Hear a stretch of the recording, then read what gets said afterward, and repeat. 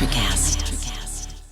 Why wait to see if you'll get something you like this Valentine's Day when you can go to BlueNile.com and find something you'll love? Whether you're looking to treat yourself to a little winter sparkle or show a galentine how much you appreciate them, Blue Nile offers a wide selection of high-quality designs, expert guidance, and free 30-day returns for the ultimate peace of mind. You can even design your own jewelry. Right now, save up to 50% at BlueNile.com. That's BlueNile.com.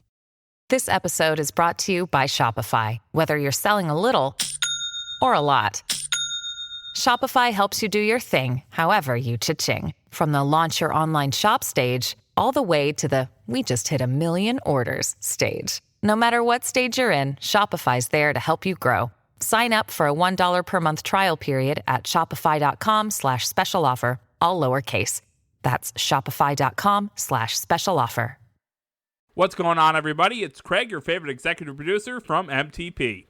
With the holiday season finally upon us, and the fact that COVID is back and shutting down our sports again, we figured we'd like to take this episode to look back at a very successful 2021 for us here at Missing the Point. On this episode, we're going to look back and listen to some of the highlights from some of our favorite interviews from the past year. If you want to listen to the full episodes of any of these interviews, all the links will be in the show notes. Up first, from episode 48, on March 30th, we sat down with Hall of Fame sports writer from the Boston Globe, Dan Shaughnessy.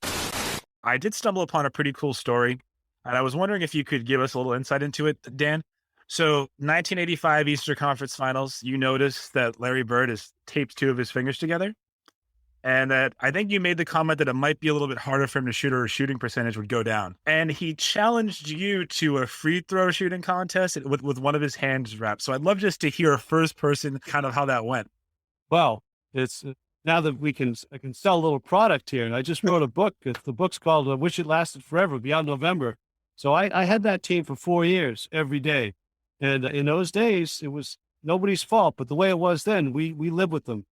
We traveled, we waited for bags, hotels, buses, practice, everything. It was like being on the team without the groupies or the fame or the money. But other than that, it was the same thing.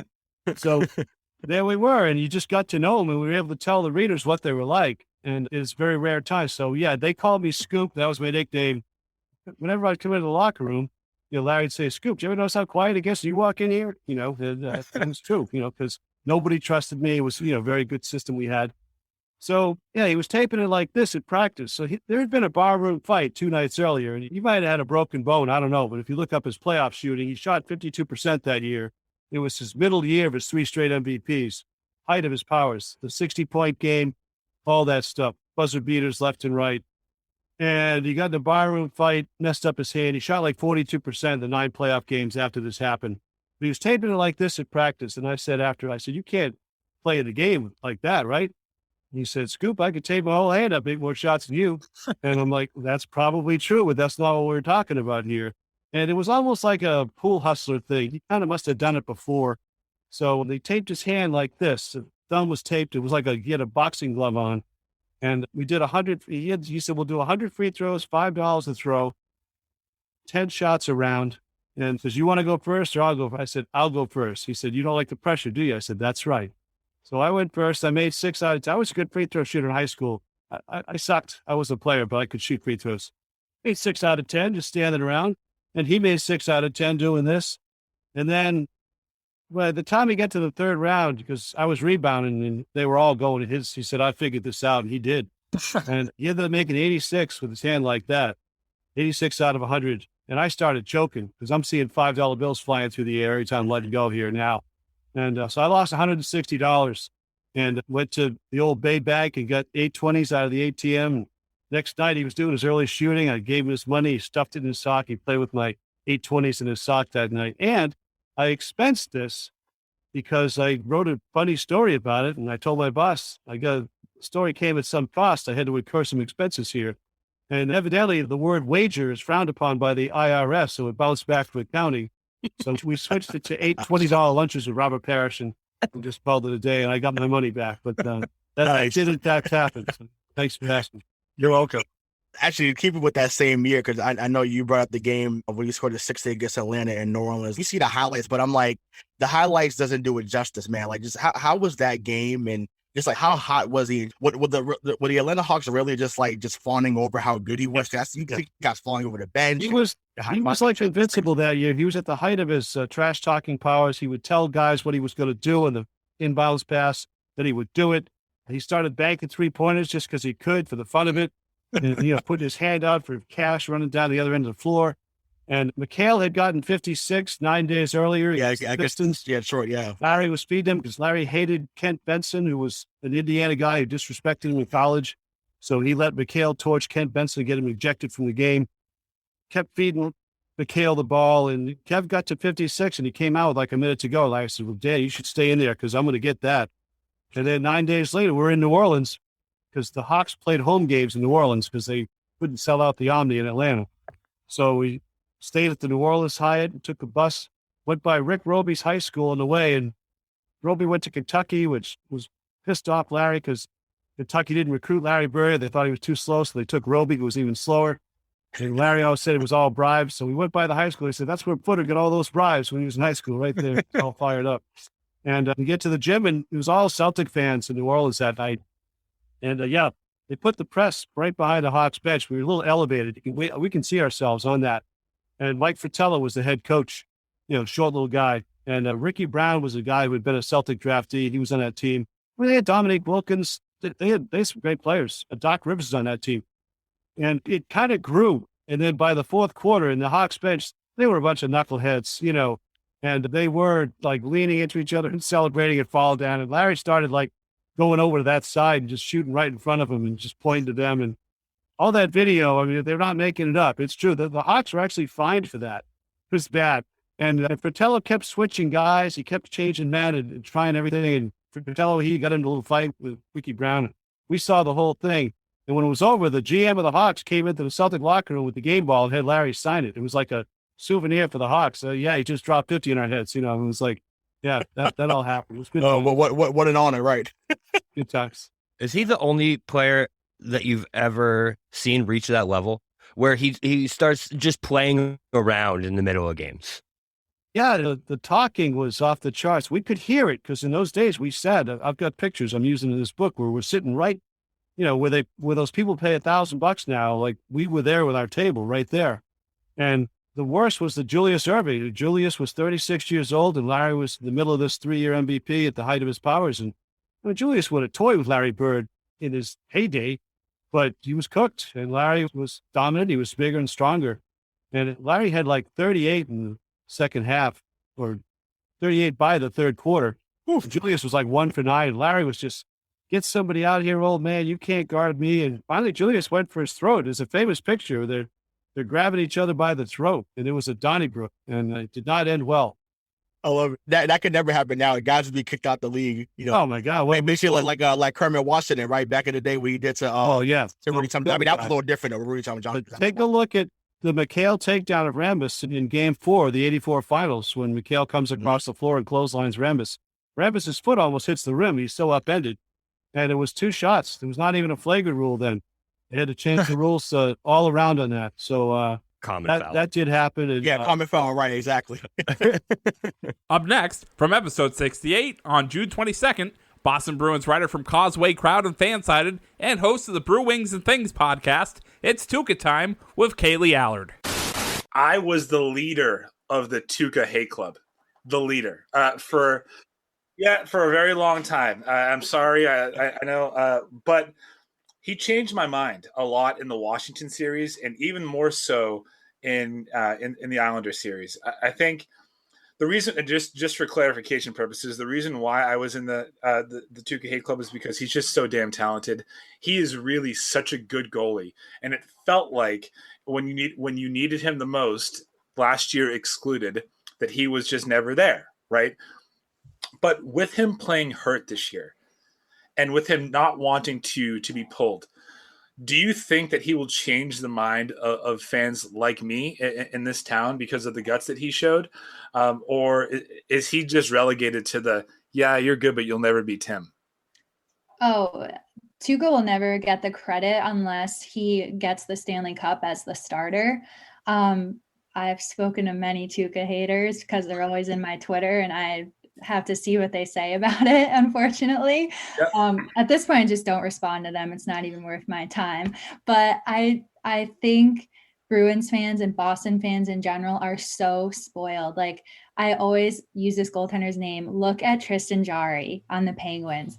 That man cannot stop a beach ball. Like, I'm not even, like, no joke. When I was watching him play against the Islanders, I was like, this is their starter in the playoffs. Like, this guy would maybe be decent in the AHL. It's that bad. Like, but no, because people complain when Tuukka, so they want him to show heart, but he showed heart by playing through an injury, but now he's stupid for doing that.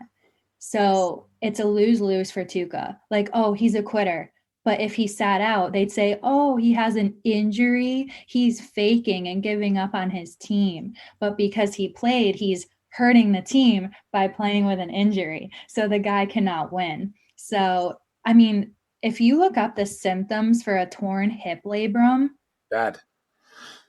and you're a goaltender playing in a playoff game, sliding left to right, practically doing splits, sticking out your legs, people are like limping when they have torn hip labrums. It hurts to walk. And this man said, no, I'm suiting up for my team because I feel like I should. And he told Coach Cassidy he was healthy. Like, he was like, no, I'm good. And Bruce was like, he told us he was healthy.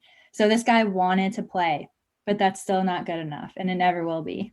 Yeah. So I echo those spoiled Boston sports fans times a million. So a little fun fact about me, I'm not a Patriots fan. I'm a Cowboys fan, unfortunately. It's one of my biggest flaws in life, I know. You guys don't know my other teams, but I can tell you later. I'm not all Boston. That's what it comes down to, though, is like we have a different perspective of this. That, like, so when teams make it to a championship, I never see that as like a disappointment, and I never will. If you are good enough to play for a championship trophy, that is a successful season. You have done your job. You were in it to win it to the end.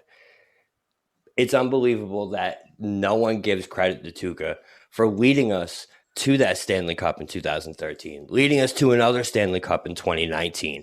Yes, we didn't win it, but you know what the hardest trophy to win in sports is? Lord Stanley Cup. And this dude has brought us within one game of doing that twice. And I've been echoing this since day one with Tuukka. It's like exactly what you said about the Penguins goal. People don't know how good we really have it, having this guy in net for as long as we've had him in net. Like, you think back to all these goalies, like Jean-Sebastien Giguère, amazing with Anaheim. What was his shelf life? 3 to 4 years?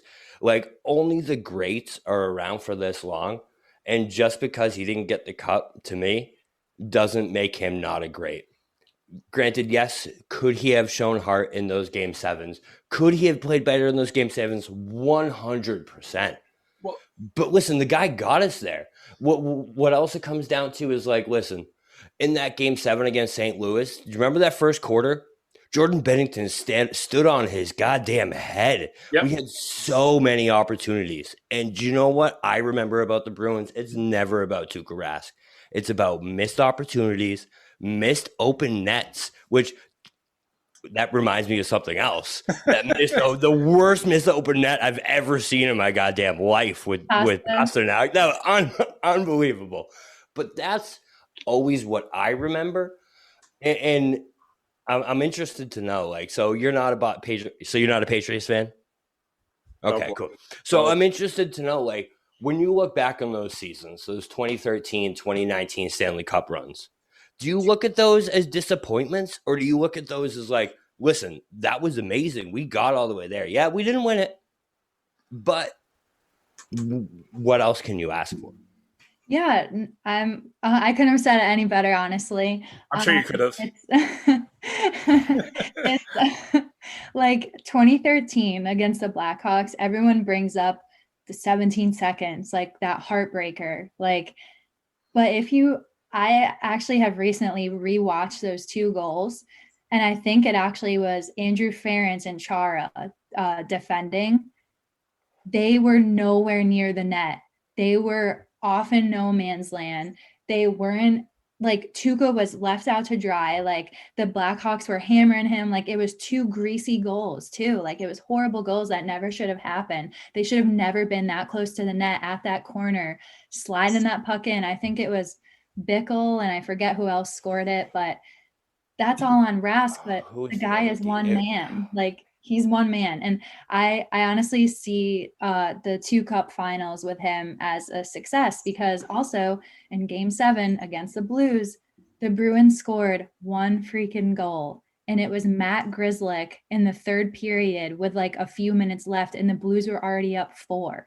Like nobody showed up. No Bergeron, no anyone. No one was there. So you don't win by not scoring in game 7 of the Stanley Cup final. Like the Bruins beat Vancouver in a shutout 4-0. That's how you win. Like, I mean, Tuca, like you said, Tuca isn't perfect. I'm not saying he doesn't let in soft goals or have bad days, but no player is perfect, but somehow Tuca gets all the blame. Like when they win, oh, Tuca, but when they lose, oh, it's Tuca's fault. So it's definitely a success even getting that far with him. Yeah, I think the 2013, you just came up against a wagon, right? The Blackhawks were at the height of their powers, and they were just so good that for that run, I'll always remember it was the Toronto series, right? You're down 3 goals, and Bergeron scores in overtime. Jack, it was one of the play-by-play guys that you just hear Bergeron like that. That's one of my, listen, I don't mean to interrupt. That's one of my favorite sports memories. Like literally since beginning of sports, I still go back sometimes. If I'm having a bad, rough day, I will go back and watch that 3rd period of that game just because of how amazing it really was. Like that team had heart, and I would always say, and Bobby can attest to this.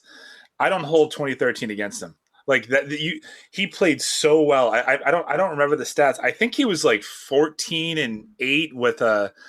It wasn't it 9? I think it was. It was like 14-8 with a sub-2 goals against average. Which, by the way, like those stats are comparable to Tim Thomas in 2011. They might even be a little bit better. The game 7 in 2019, the team didn't show up. They hung them out to dry, but that's a game where 4-1 feels too much. Like maybe like I think my outlook on him, and again I'm just speaking for me, my outlook on him would have been different if that game ended like 2-1, right? Even if they're up 2-0, you just show that you're gonna fight your ass off. So I think this year he showed guts. And do you think he had to? Like, do you think he knew all the things that we were saying? Not us, but maybe even people in the locker room after the whole bubble experience last year. For someone who writes about the team and is a far bigger puckhead than I am, do you think that was on his mind all year that I have to be here? I truly don't think Tuca cares what people think. He cares about his team, but he doesn't read Twitter. He's not reading articles. He's not listening to Boston sports radio, especially.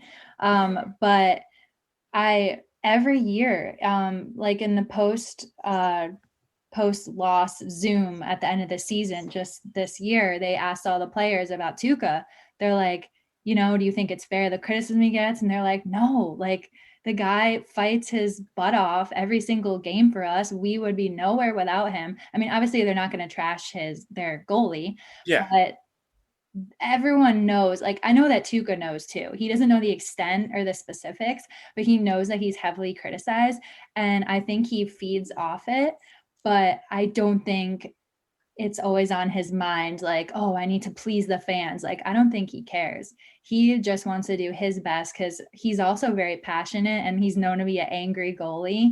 And that's another reason I hate when people say he has no passion, because I'm sure you've seen the infamous video of him throwing milk crates back in the AHL when he lost a game. And one of my favorite pictures is when I think it was the Lightning scored when Tuca lost his stick blade and he took it off the ice and was shoving it in the ref's face. Like, look, I lost my blade. Like, he's just like angry and fiery and passionate. And that to me shows that he does care. Like, people are like, oh, like he's emotional, this and that. Like, I think it's awesome. And I think he wants to do everything he can, because the guy, if he didn't care, he wouldn't have played hurt. So Right. that's a really big deal. On April 6th, we were honored to be joined by former general manager of the Boston Celtics from 1984 to 1997, Jan Volk. In episode 50, Jan talks to us about how he first started working in the Boston Celtics front office under Red Auerbach, and how he was hand-chosen by Red to be his successor as general manager. Jan also talked to us about some of his favorite stories from the front office, from learning what the salary cap was to some of his favorite NBA draft moves, from trading for Bill Walton in 1985 to the drafting of Len Bias in 1986. The period where Red did everything, right? Like, before you got there, famously, he was scouting other teams, scouting college players, like doing absolutely everything on the list. So he, like, when to feel handpicked by him, you must have felt, oh, wow, this is a job he probably has a way to do it already, himself. So I better get it right. Or is it just in context, in retrospect, being like, oh, that was a big moment? Well, let me tell you something about Red that people don't readily recognize. For a guy who had the success that he had, and for a guy who had the ego that he needed to have, was a surprise. It's a surprise to people to realize that he had holes in his game that he knew about.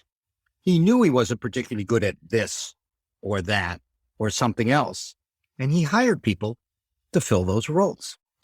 And that was a great opportunity for me, because he hired me in that context.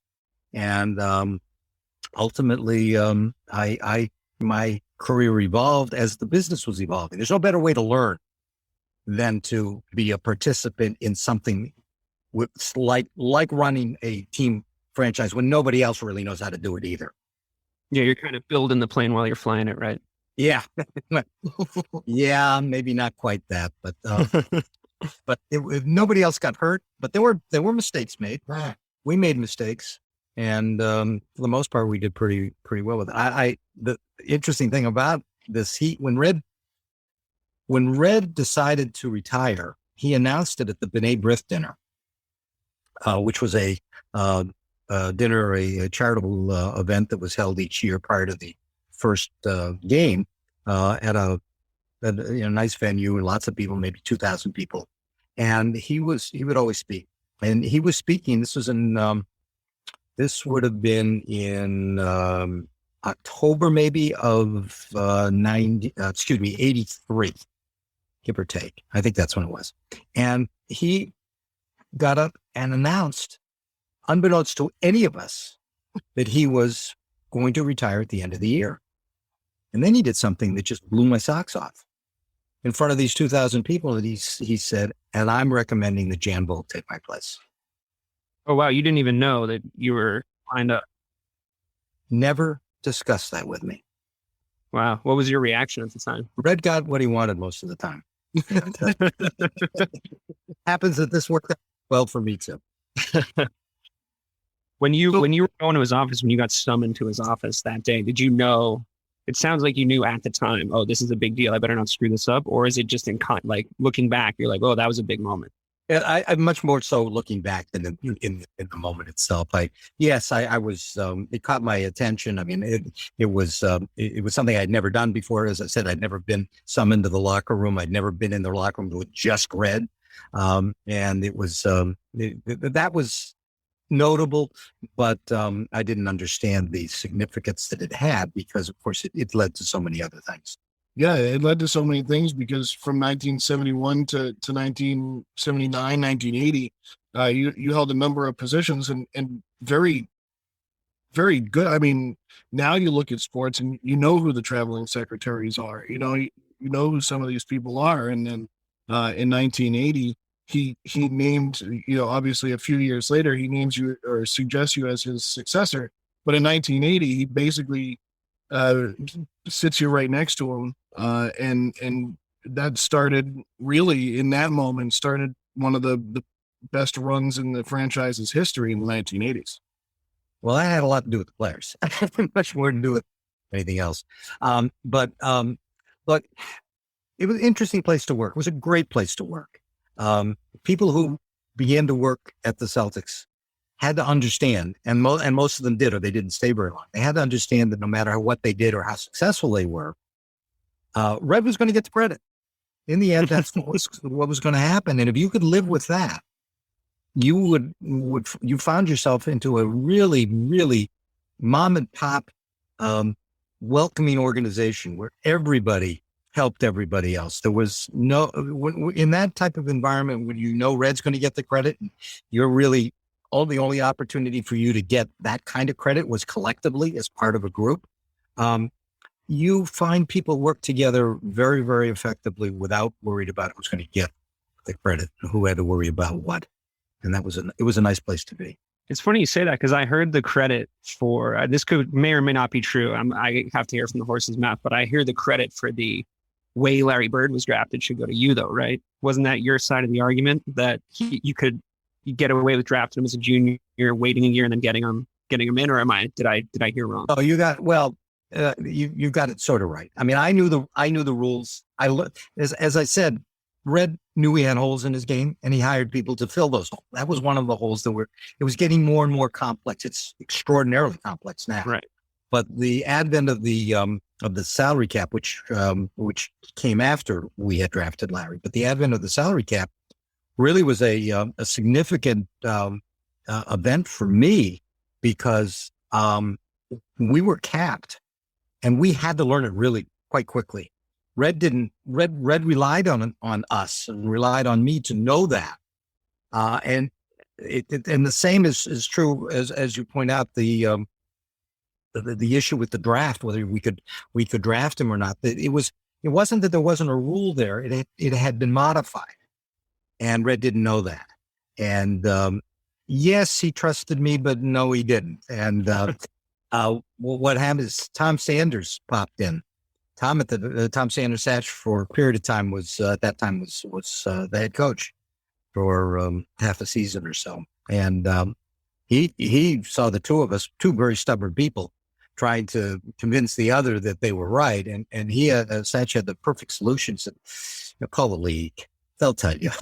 And we did. And David Stern happened to be the general counsel at the time; he was not yet commissioner, and he verified it. So. But we were also in the right spot for that because Larry had told the world he was not coming out. He was going to go back for his senior year. And the old rule was that once he went back to school, an early entry draftee like that, the team lost their exclusive rights to him and he went back into the pool. In reality, what ultimately happened is you had the exclusive rights until the day before the next draft, which is how we drafted him. I guess he was worth the wait. It worked out. Red would tell you to be the first to tell you he was better than I thought he was. I thought he was going to be really good. Is what he would say, but I didn't know he was going to be this good. Yeah. How do you know? One of the best in franchise history, right? So, any franchise history. You're absolutely right. I think I still want to stick with the 70s. I know we kind of touched around different things that happened in the 70s, and you mentioned the Charlie Scott trade, for Paul Silas, who was one of the better bench players that we've had here in Boston, who came on to become a great coach later on in the NBA as well. But obviously, there was two championships in the 70s, and they won in 74 and 76 under Tom Heinsohn's tutelage. So, what would you say was the better team out of those two? And, do you think Tommy Heinsohn should have stayed longer as the coach there? 'Cause I know he was only there for about 4 or 5 seasons. Well, I've had questions like that, but never would be comparing 74 and 76. A lot of similarity, great heart. When you've got your center's Dave Cowens. I mean, you've automatically got a huge step towards that. I tell you, I don't think I can choose there. I think that was an extraordinary team. They were small. They ran the break. They were very active, and they played hard with talent. So I'm gonna beg off that. As far as Tommy is concerned, Tommy would be the first to tell you that in the end, coaches are hired to be fired, and it takes a while. It takes a while to burn out, but most of them do in one way or another, and it's usually a consequence of having been with the same players over a protracted period of time, where there's a lot of the cajoling that goes on. That in Tommy's case, I think the players got tired of his interaction with the referees, but in the end, he was very supportive of his players, very much so, and I think they appreciated it much more so after he had left. I know that, for example, JoJo, who got traded, ultimately was he came back and he saw how special it was playing for Tommy, and he missed it. On May 13th, we sat down with the then producer of the Section 10 podcast and co-host of Live BP on WEEI in Boston, Steve Perrault. From episode 59, let's talk some Sox, kid.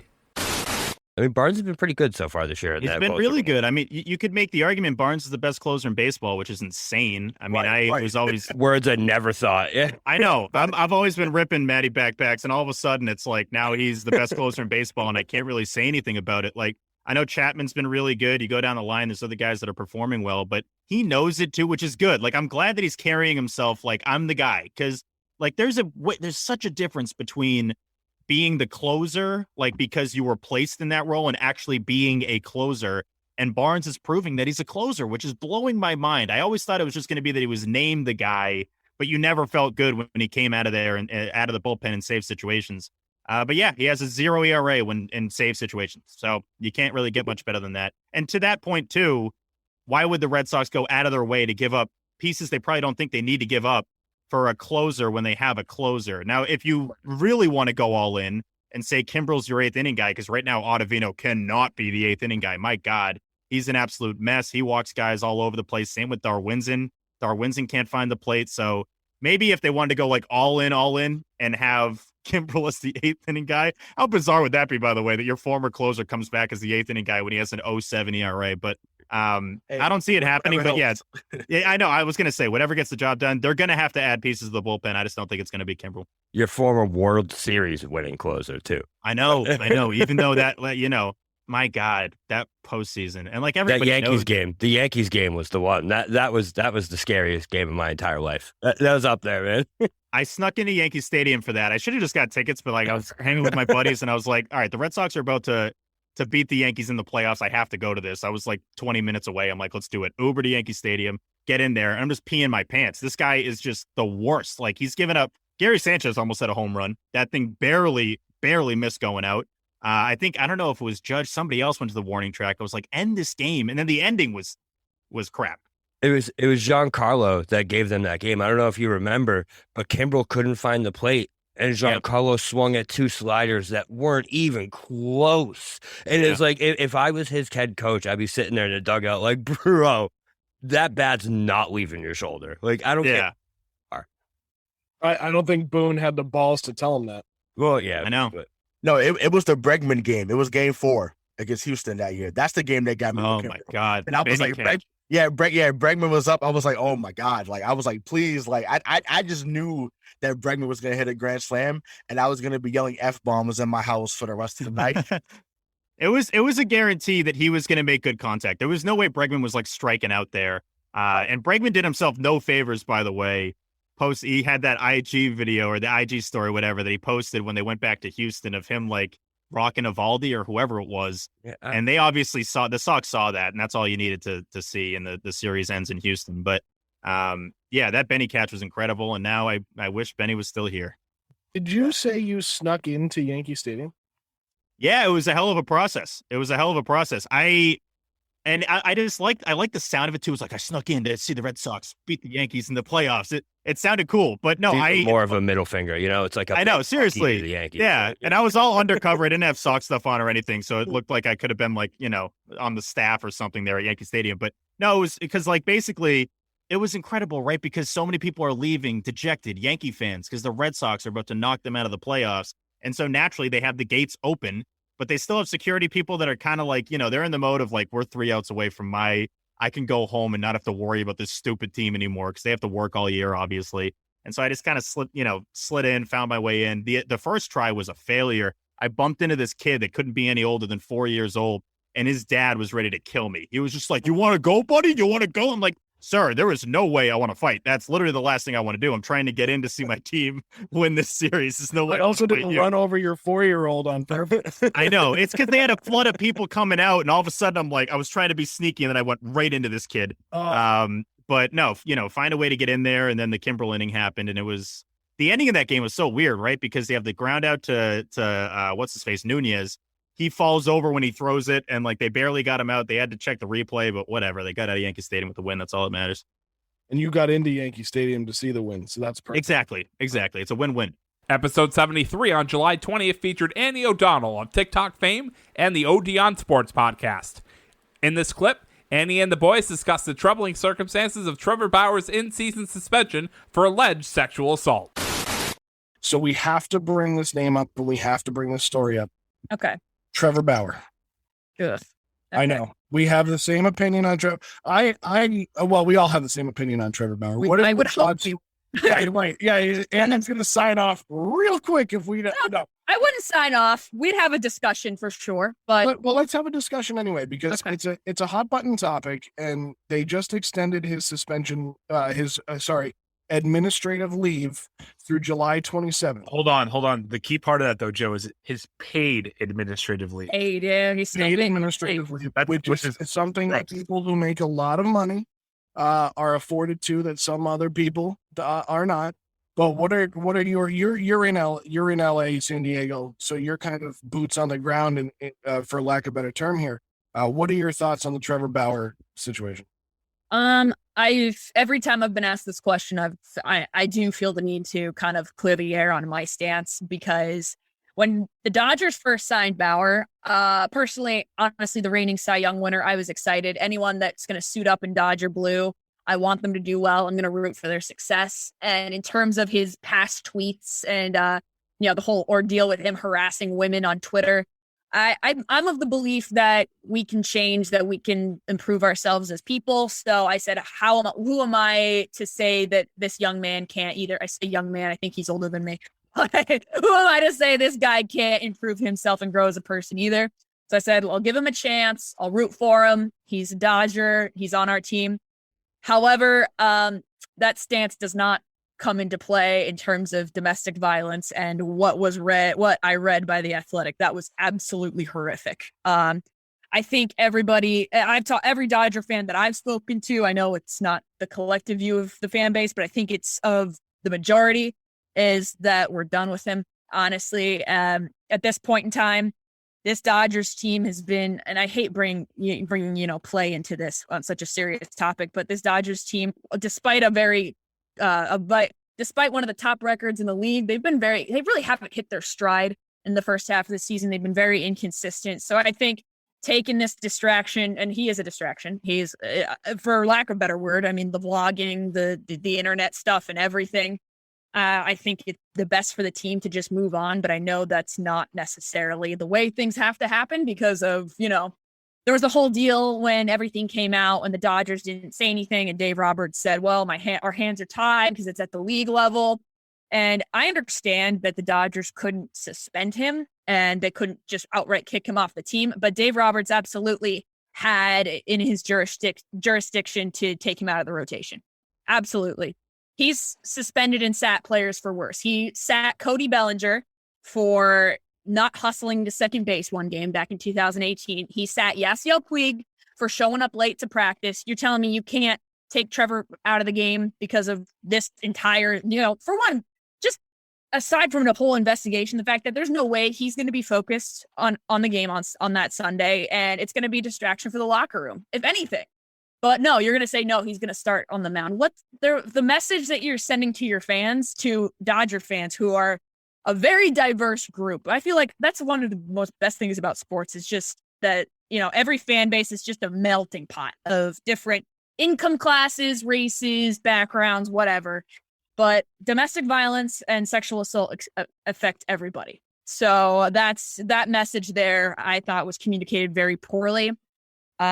Will he ever, do I think he'll ever see a major? It depends on how the investigation goes, and investigations take time, as we all know.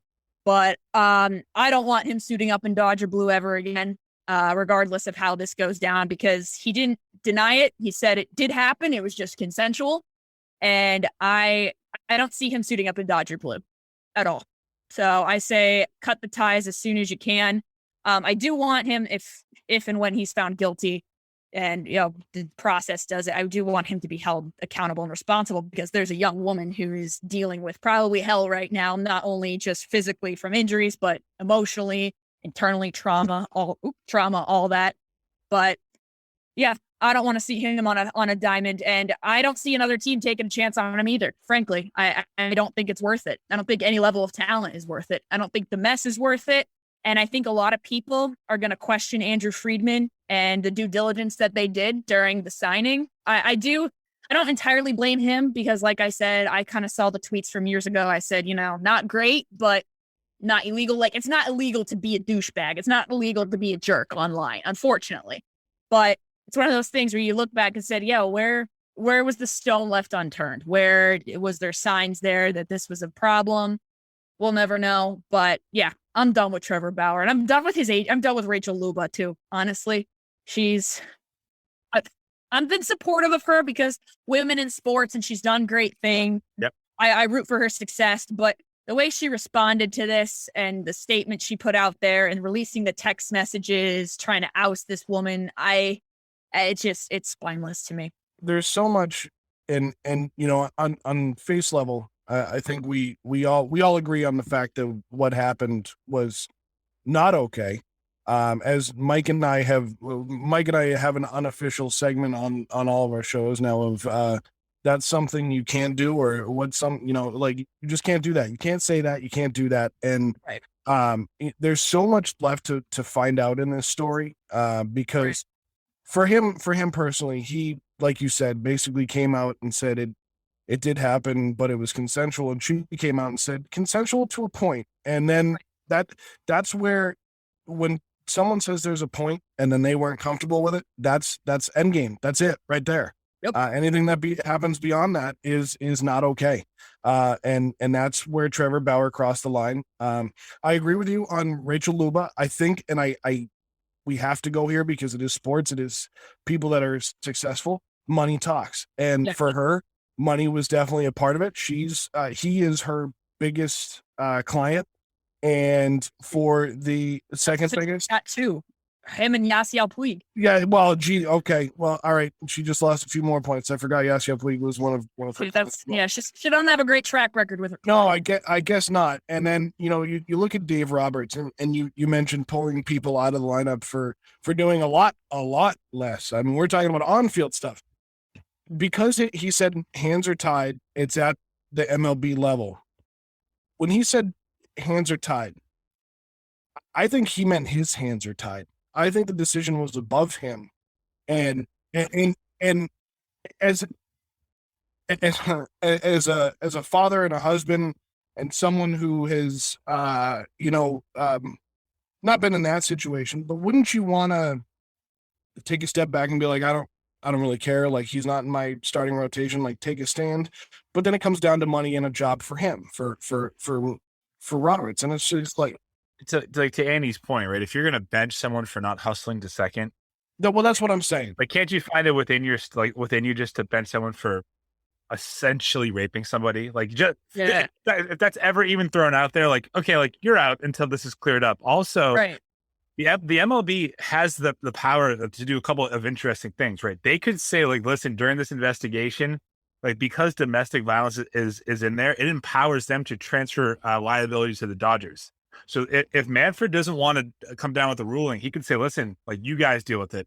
Or what he could do, I'm interested in, for your take on this, Andy. What would you think about them voiding his contract? Is that the way that they should go? I say this knowing that, I mean, I feel like they can't do anything. I mean, the MLB has to do its own investigation, and that has to all be cleared up. And you got to think there's going to be, unless there's I can't think of a situation where this doesn't proceed further and go into trial because they basically said, hey, everything happened. It was just consensual. He's not going to plead. I'm a sports podcaster. I'm not big into legal jargon or the legal process, but if it's put in the Dodgers' hands, which if Manfred does that, I don't think he will though. My model for Manfred is disappointed but not surprised. Yeah, So exactly. every time when he goes low, he just finds more ways to just go lower on the list. You mean when he was handing over an MVP trophy last year, 3 sheets to the wind? Well, I'm sorry. And finally, to round things out, we were joined twice this year by the head Patriots beat writer for the Boston Herald, Karen Guregian. And amongst other things, we discussed the unfair comparisons between the 2021 season for the Patriots and the little season that happened back in 2001. Well, the one thing that I'll ask you about is, so I have a little bit of PTSD from 2007, right? I think we all do. Matt Judon to me feels a lot like Adelius Thomas. So Karen, I need you to tell me why this is not going to be the same situation, and tell me that you've seen things because you were there for Adelius, right? Will we bring back the Jetsons? Remember that? He got sent away because he didn't get there in a snowstorm, and he said, "What do you mean? I'm going to get like the Jetsons and fly here?" That was like the best Adelius Thomas moment. I'm sorry, we regress, or I digress. No, you're fine. But I when I think of an outside roaming linebacker from Baltimore that you spend a lot of money on, he's the first guy that comes to mind. So for Patriot fans like me out there, what have you seen so far in camp, right, that leads you to believe that he will fit in this system? Well, he looks like a perfect fit. But it's so weird. So did Adelius Thomas. But I think Adelius Thomas basically, here's the thing with Bill Belichick and defense, and it applied to Jamie Collins too. You're going to do what Bill Belichick tells you, and you're going to play your position the way Bill Belichick wants you to. No freelancing, right? I think Adelius Thomas was a freelancer. Jamie Collins was a freelancer and got sent away. When he came back, he stopped the freelancing because he finally got it.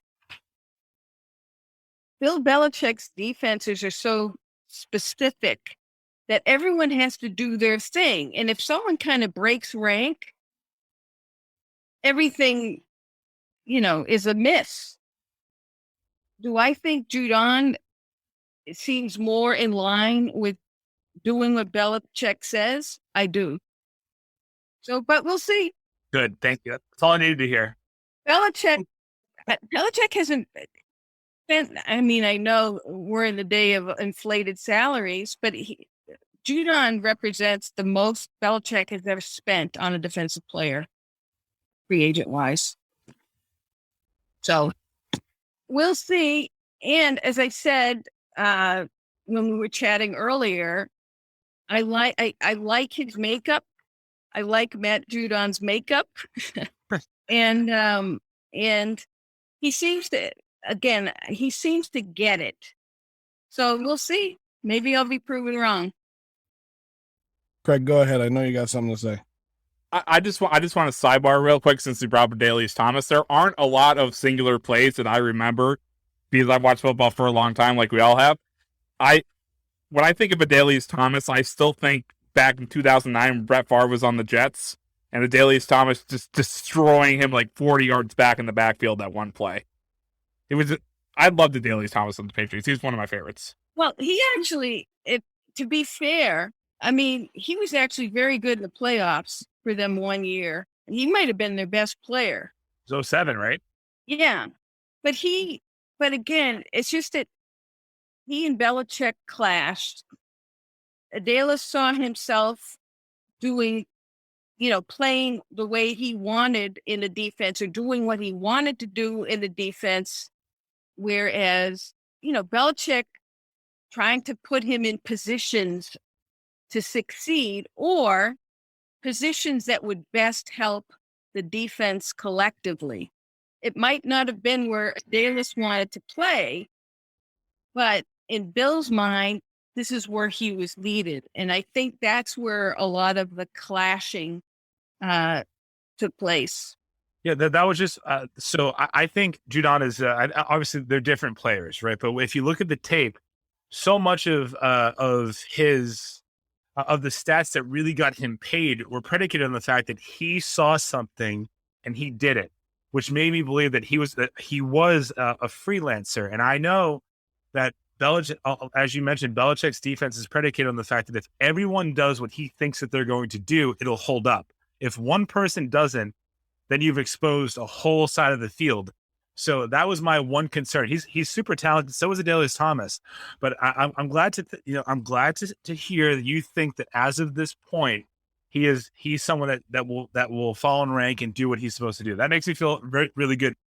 He sounds like, well, I don't know. Again, you can, can talk a good game and sound like you're buying in. But for now, he sounds like he's buying in. He's a really nice guy. Some would say sweet as apple pie. If you're a working professional wondering what's next for your career, you've come to the right place. Whether you're looking for a promotion, growth, or a potential career transition, look no further. With over 30 years working in a variety of industries, I share my insider knowledge with those ready to get ahead on Career Advancement with Craig Ansell. Tune in to get your strategies for success. Welcome, explorers of the human experience. This is Let's Talk Soul, and I'm your host, Claudia Monicelli. We're not afraid of the great mysteries of existence here. Soul versus consciousness, we're on it. Spirituality versus science, we've got that covered too. Join us in navigating these profound topics with wisdom, curiosity, and a dash of audacity. Whether you're a spiritual veteran or just starting your journey, Let's Talk Soul is your passport to the unknown. Let's Talk Soul, diving into the depths of the human spirit. Subscribe now wherever you get your podcasts. Electric acid.